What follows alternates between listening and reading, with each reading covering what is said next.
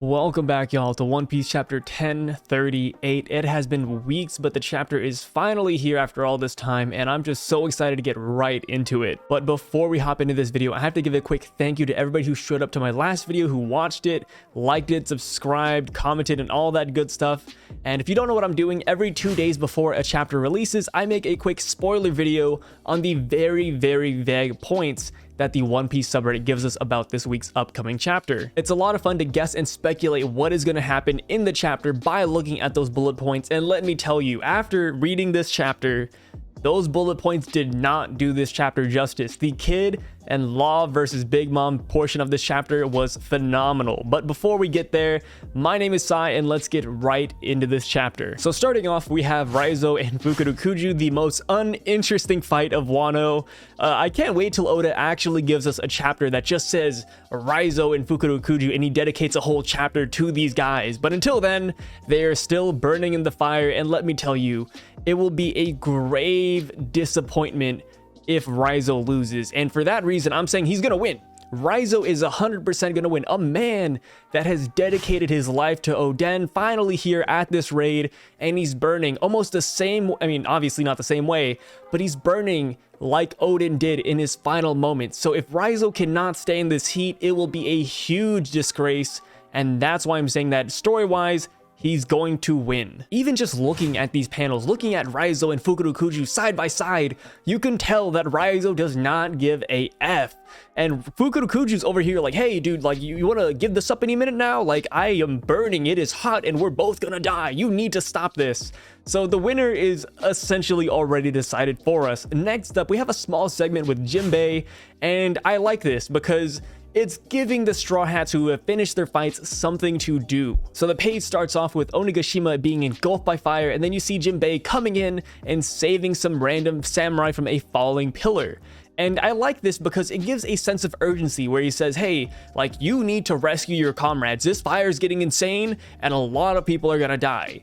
And I love that he says it in this way, because it draws emphasis to that, hey, the Straw Hat Pirates, they're not just like, you know, dealing with fodder, they're trying to save lives and to help as many samurai as they can. In previous big arcs like Fishman Island or Eni's Lobby, after all the fights have been concluded and it's just Luffy versus the main boss of that arc, all the other Straw Hats are fighting fodder, and it doesn't really matter because they're not gonna lose to like random Marine number 527.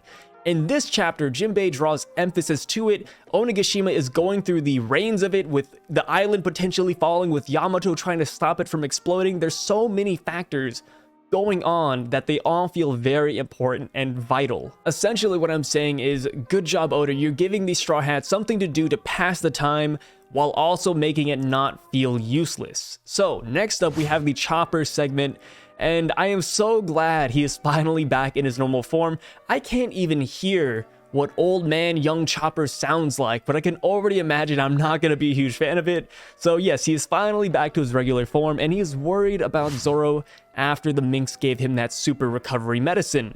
And it's like, oh wait, he's gonna take double damage? Like, that is insane. Zoro was already on his last legs from the rooftop, and then he went on to fight King, a first Yonko commander. He took a lot of damage. The first chapters where he was fighting King, he took a beating.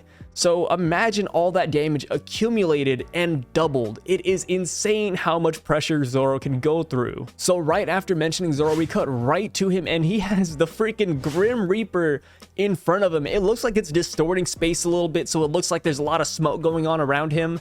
And the Grim Reaper is going in for the kill.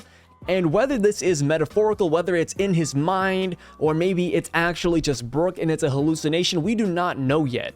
My main theory that I'm leaning towards is that this is actually Brook, and he's going to help Zoro, and Zoro is going to find the courage and actually attack this Grim Reaper, and it's just going to be Brook at the end of the day. Like, imagine a couple chapters ago, you had Sanji calling Zoro and saying, hey, if I end up hurting my Nakama, if I turn into this emotionless robot, I need you to put me down. And then here we are, chapters later, the person actually hurting his Nakama is Zoro. Another theory I've heard being floated around is that this Grim Reaper is actually a manifestation of Enma. And since Zoro last chapter decided that he wanted to become the king of hell to help Luffy become king of the pirates, that this might be some sort of test that Enma is giving him, whether it's an actual Grim Reaper in front of him, or whether it's all in his mind, or the sword is causing all of this, we don't know yet, but that just is another theory that's out there. A third theory that I've heard, and I'm actually really fond of, is that this is actually a Grim Reaper, that this creature is actually a brand new enemy being introduced in the middle of Onigashima. I think that'd be really cool. It's not really plausible, so I'm not like putting all my chips on this theory, but I think it would be pretty nice if Zoro was like, hey, this is in my head. If he hits me with that scythe, it's not gonna hurt. And then all of a sudden, Frankie, who's looking for Zoro right now, he's like, whoa, Zoro, like, I'm gonna save you. Like, that is some monster that I've never seen before. I think that'd be really cool. It's so either Frankie's gonna walk in and Zoro is passed out, either Zoro is fighting Brook, or Zoro is actually under attack by a Grim Reaper. We don't know yet, but Frankie is looking for him, and we will get this conclusion pretty soon. But God, Zoro does not have it easy. And I like that he isn't having it easy at all, because this mink medicine is ridiculous, right? Like, this mink medicine brought Zoro up from 0% energy all the way up to 100%, good enough to where he can fight King one-on-one and defeat him. If this medicine didn't make Zoro take double damage or hallucinate, I would be like, whoa, why does everybody not have this? Like, the minks would be the richest people on the planet selling this medicine left and right. So it has to have some sort of nasty side effect. Any medicine that brings you back to life in One Piece has to do something disgusting as far as side effects go. A good example of this was Emporio Ivankov's treatment for Luffy during Impel Down and during Marineford. If you remember, he was like, hey, I'm gonna inject you with these energy hormones, but this is gonna take off like years of your life. And he does it twice to Luffy. And I'm just like, whoa, like, are we ever gonna see this come back into play? Will Luffy ever say, hey, I'm gonna die pretty soon because I took so many years off my life? All right, so next up we have the Izo portion of this chapter, and when I was reading the spoilers, I was pretty excited. I was like, whoa, we're gonna get Izo versus CP0. I want to see how good he does against them. Will he get off screen? Will he put up a good fight and stall them?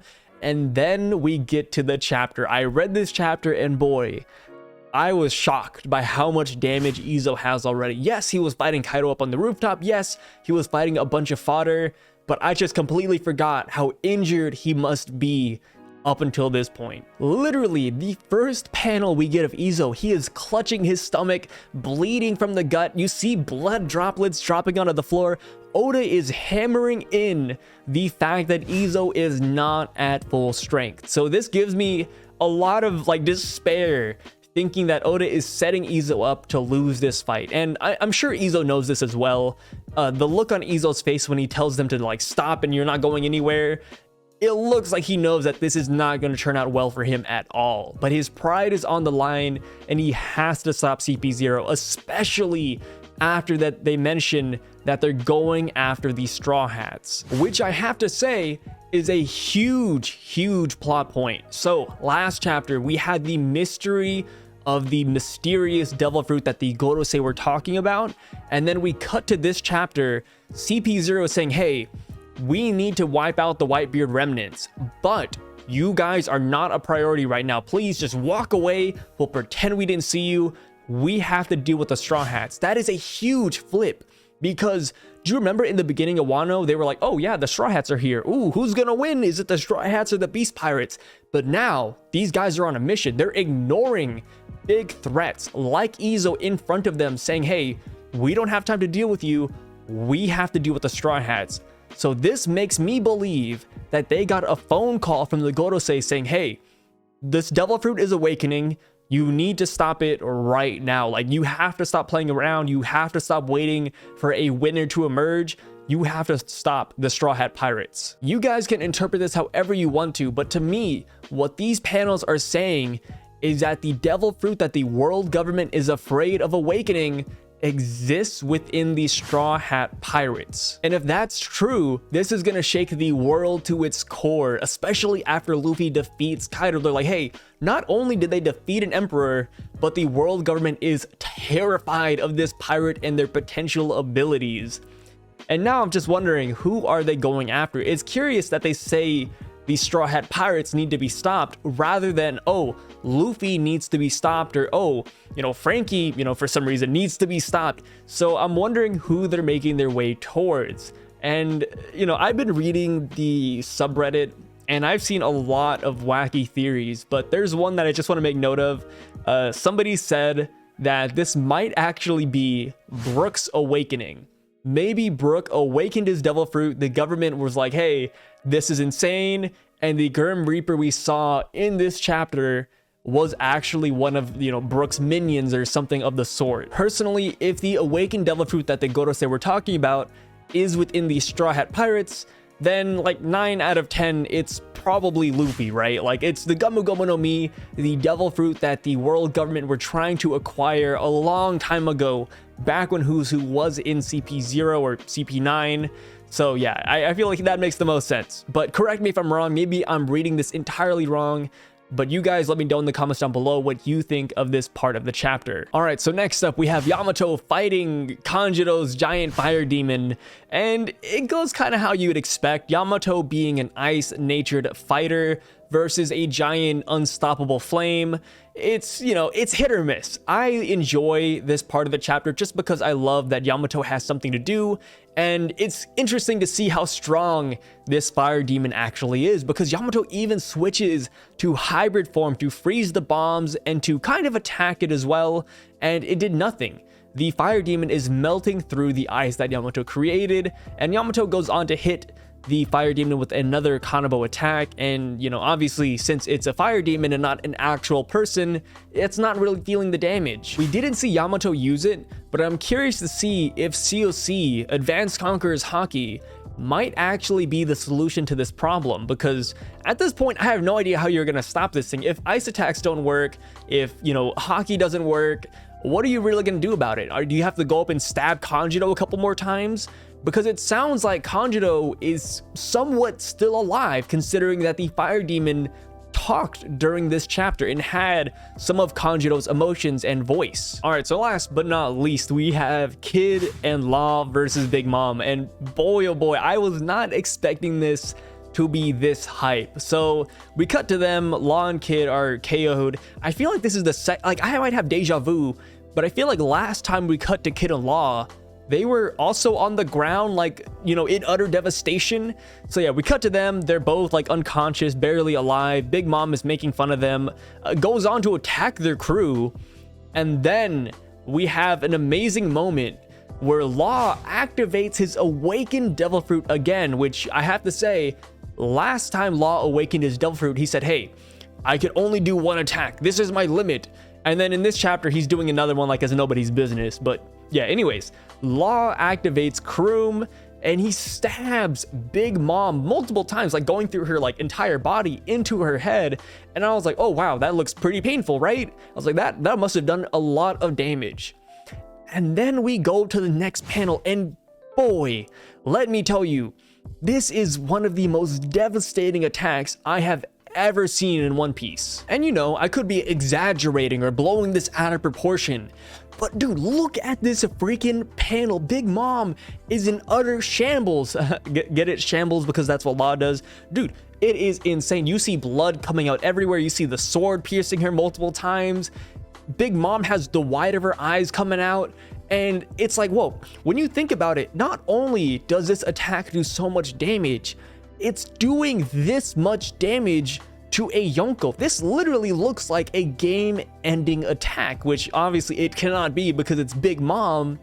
But yeah, this looks like a finisher. It is insane how much damage Law has done to her. And to follow that up, we have Kid getting up and not using his awakening, which is a little bit disappointing. Correct me if I'm wrong, but it does not look like he's using his awakening in this panel, because we know that his awakening attracts things to Big Mom and slams a bunch of metal to her. But in this attack, he actually attracts the metal to himself, which is something that he could have always done. So yeah, no awakening for Kid. Very unfortunate. A little bit disappointing, considering Law said, hey, this is my final attack. Kid said, hey, me too. I can only do one attack in my awakened form. And then here in this chapter, you have Law pushing himself through the limits, attacking her one more time.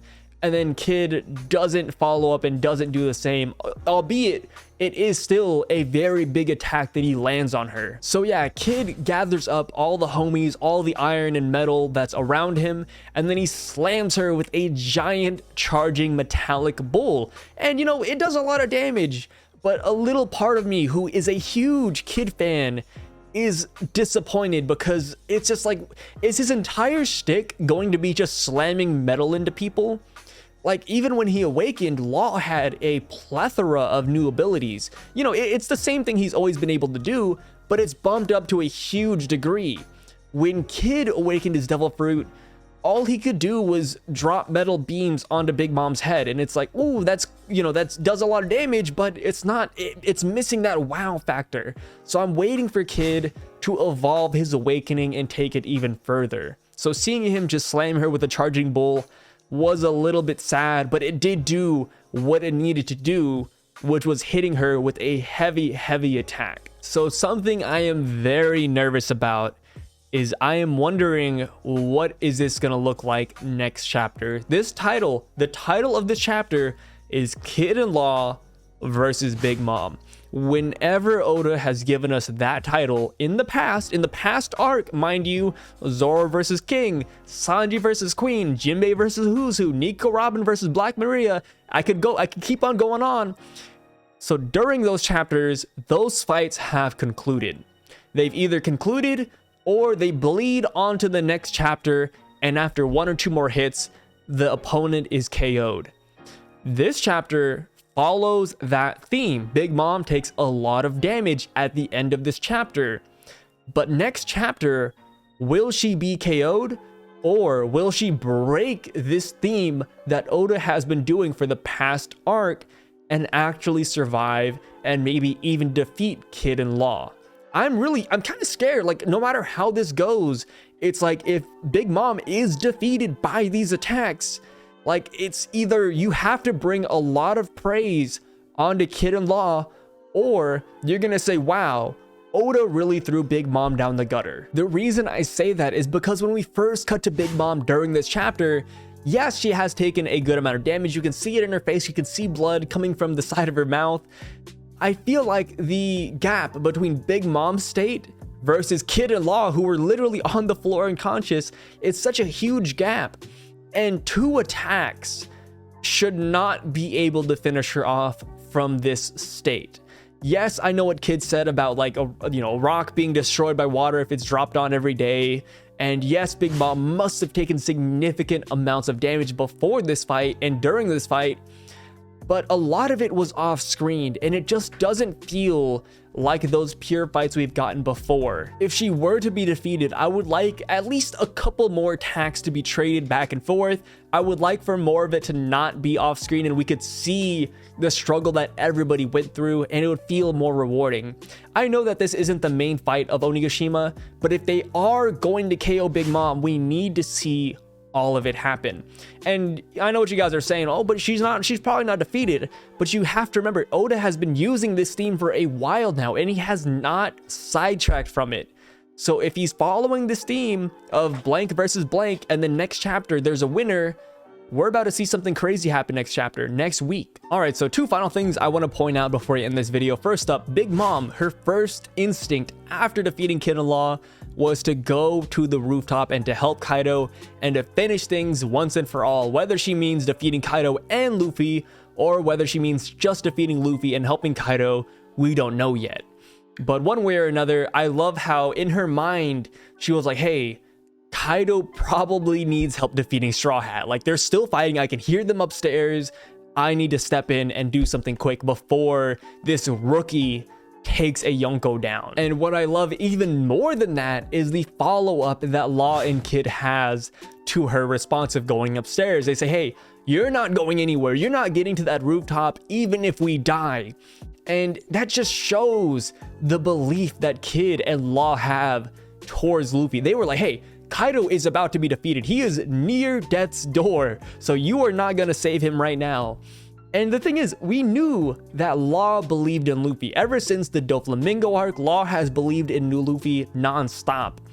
But Kid, this is brand new character development for Kid. If the roles were reversed and Luffy was down here fighting Big Mom and Law and Kid were up there fighting Kaido, I guarantee you Luffy would have the same reaction. He'd say the same thing, and that's what I love about the Supernova 3. Law, Kid, and Luffy have always been on a different level when it comes to Supernova.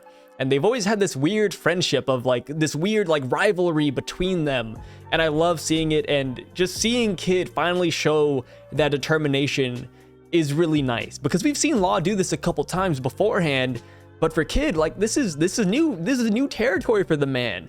And now we just need him to put out a lot of really big feats, in my opinion. All right, so one last thing I want to talk about before we end this video off, but if Kid wants to solidify himself as Luffy's rival, he needs to learn Advanced Conqueror's Haki or something close to the sort. We know he has Conqueror's Haki. He just has to master it, he has to train, and then he has to unlock it. And Haki blooms in the heat of battle, but throughout this entire battle, Kid has done almost zero Haki related attacks. Like his final attack, it could have at least hit her with like, I don't know, some black iron where it has coated in Haki or something of the sort, but we got none of that, unless Oda is hiding it, saying, oh, like, you know, it actually is Haki'd up, it's on his arm, but you don't see it because it's metal. That might work, but I don't know. I'm just expecting more from Kid, and the reason why I expect so much from him is because he's one of my favorite characters. I'm a little bit biased and I want some Kid feats. And if Kid wants to keep up this portrayal of being Luffy's rival and being, you know, I wouldn't say he would never beat Luffy, right? But he has to at least keep up with him to some degree. Luffy in this arc has unlocked so many feats. And Kid, while he has unlocked some feats, it's nowhere close to Luffy or even Zoro's accomplishments, in my opinion. And while we could go back and forth forever about whether or not Kid is actually Luffy's rival, you know, like Oda is giving us a lot of hints that he kind of is. Back in Udon Prison, they had the same comedic gags, they both act like main characters, and then back in Sabaody Archipelago, Kid even had a higher bounty than Luffy at one point. And he was part of the trio when they were in that auction house.